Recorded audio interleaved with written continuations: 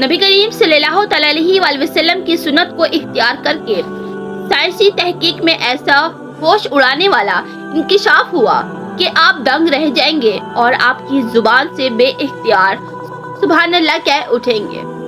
آئے ہم آپ کو بتاتے ہیں کہ وہ عادت کون سی ہے۔ ہمارے پیارے آقا صلی اللہ علیہ وآلہ وسلم نے فرمایا، سونے سے قبل 3 مرتبہ بستر جھاڑنے کا حکم کیوں دیا؟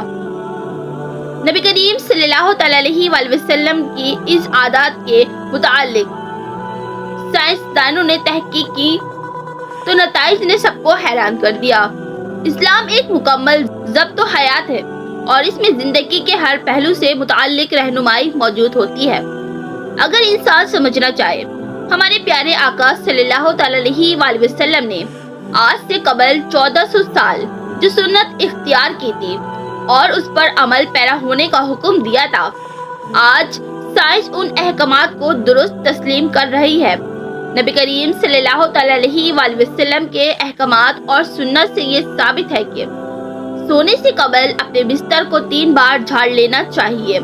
بظاہر تو ہمیں لگتا ہے کہ اس حکم کا مقصد بستر کو جھاڑ کر کیڑے مکوڑوں یا دیگر نقصان دہ چیزوں کو خود سے بچانا ہے، لیکن سائنسی تحقیق میں ایسا ہوش اڑا دینے والا انکشاف ہوا کہ آپ کی عقل دنگ رہ جائے گی اور آپ بے اختیار سبحان اللہ کہہ اٹھیں گے کہ کس طرح ہمارے پیارے آقا صلی اللہ علیہ وآلہ وسلم نے 1400 سال پہلے ہی اپنی امت کو بچاؤ کی تدبیر بتا دی۔ سبحان اللہ۔ ہمارے پیارے آقا صلی اللہ علیہ وآلہ وسلم اپنی امت سے کس قدر محبت کرتے ہیں کہ زندگی کو درست طریقے سے بسر کرنے کے لیے، ہمیں ہر ایک نقصان سے بچانے کے لیے سب کچھ ہمیں پہلے ہی بتا چکے ہیں۔ سبحان اللہ، سبحان اللہ۔ سائنس کے مطابق انسانی جسم میں میٹابولزم کا عمل 24 گھنٹے جاری رہتا ہے، جس کے باعث ہر پل سینکڑوں سیلز نہیں بنتے ہیں اور پرانے ٹوٹتے ہیں۔ حیران کن بات یہ ہے کہ سونے کے دوران جسم میں ٹوٹنے والے سیلز بستر پر ہی گر جاتے ہیں، جو انتہائی چھوٹے ہونے کے سبب ہمیں انسانی آنکھ سے نظر نہیں آتے۔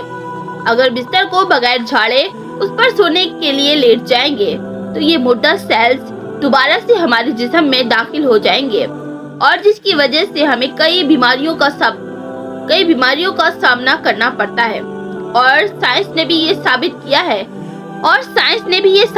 ہے کہ مردہ سیلز کو صاف کرنے کے لیے بستر کو کم از کم 3 بار جھاڑ لینا لازم ہے، اور ایسا کرنے سے خطرہ ٹل جاتا ہے۔ محترم ناظرین، دیکھا آپ نے، اگر ہم نبی کریم صلی اللہ علیہ وآلہ وسلم کی ایک سنت کو اپنائیں گے تو کس طرح ہم بہت ساری بیماریوں سے بچ سکتے ہیں۔ ہمارے آقا صلی اللہ علیہ وآلہ وسلم تمام جہانوں کے نبی ہیں۔ ہمارے پیارے آقا صلی اللہ علیہ وآلہ وسلم کی زندگی ہر مسلمان کے لیے ایک عملی نمونہ ہے۔